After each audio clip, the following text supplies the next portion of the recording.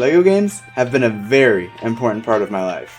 Well, maybe not since I was about 8 or 9, but recently, when I was bored and looking for a new game to play, I opened Epic Games and was going through my games library.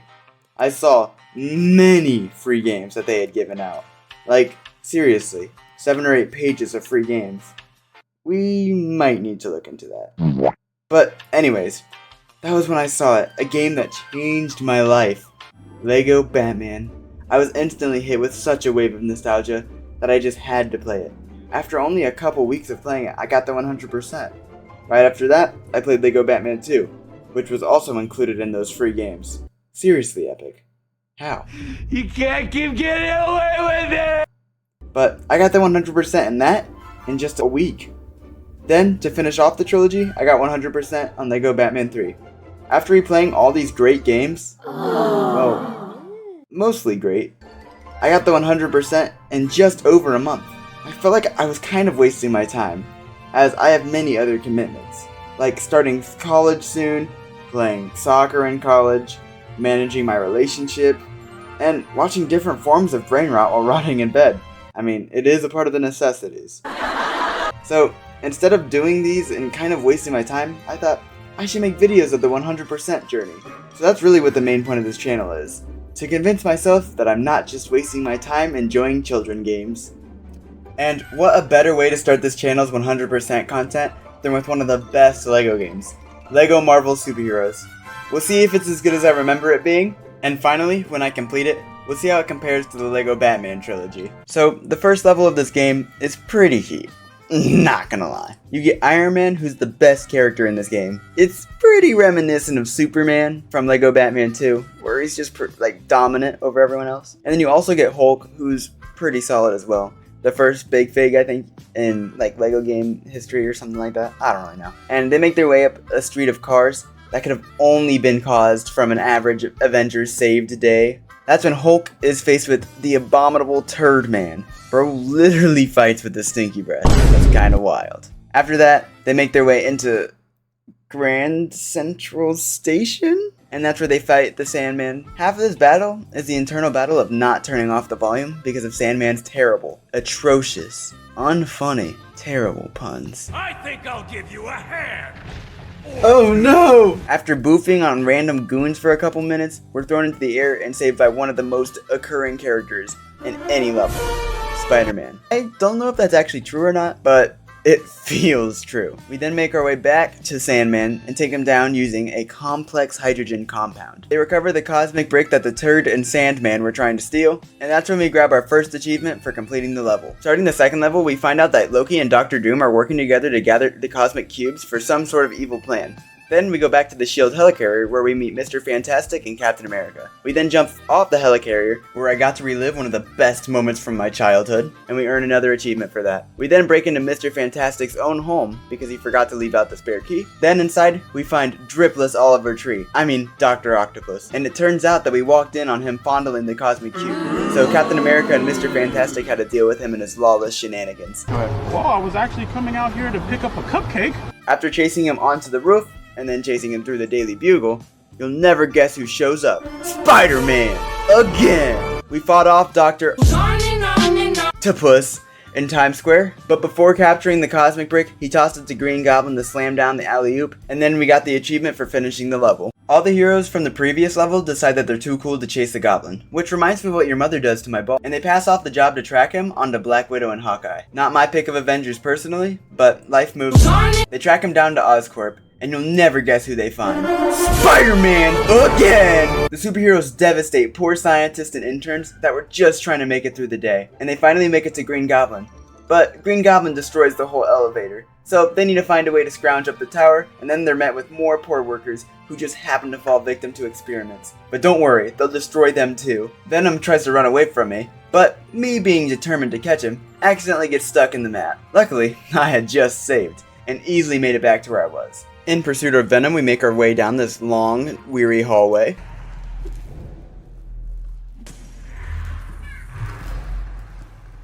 Okay, what the Sigma?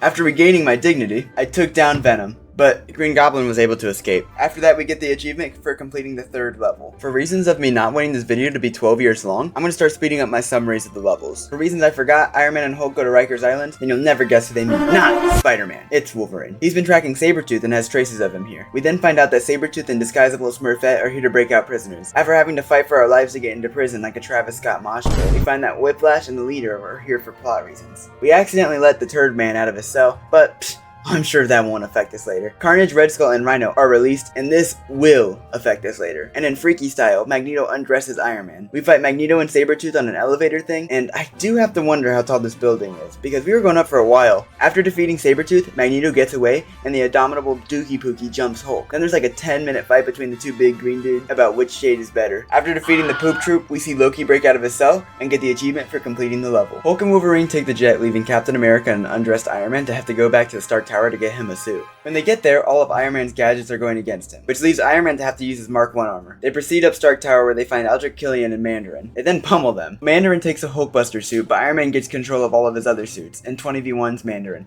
BBL Drizzy style. We then get the achievement for completing the level. We move over to the least interesting Avenger duo again, and they discover a Hydra secret hideout. They find out this joint is being run by Red Skull and Armin Zola. They lock the duo behind a big gold door, but conveniently enough, the door's one weakness appears right behind them. With the help of Human Torch, they continue through the secret hideout. They catch up to Red Skull and find out he's working with Loki, who insta-knocks out the Snoo Squad. But don't worry, Chris Evans x2 shows up to stop them. With random assistance of Wolverine, Red Skull gets more fried than Wiz Khalifa on a random Tuesday. We then get another achievement for the completion of this level. I think I'm gonna stop announcing the achievements at the end of levels actually, cause I think you get it by now. The 7th level starts with them making it out of the base. All of a sudden, a death beam comes from the heavens. You know this is in our universe because Andre Iguodala would never let that slide. They go over to check it out and find Thor standing there gloriously. He's like, "We need to go to Asgard." And his aura is so high that they follow him with no question. When they get there, they battle frost giants for what felt like decades to me. I'm not gonna lie. They finally fight Loki and he punks out. And he punks out again and again. And you know what?